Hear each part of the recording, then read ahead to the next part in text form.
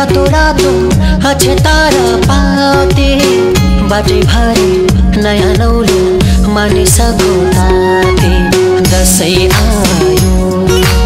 फर्कियो लाहुरे गाउँ घरको मायालाई सम्झेर खुसी हुँदै हाँसेकी आमा आँगनको डिलैमा बसेर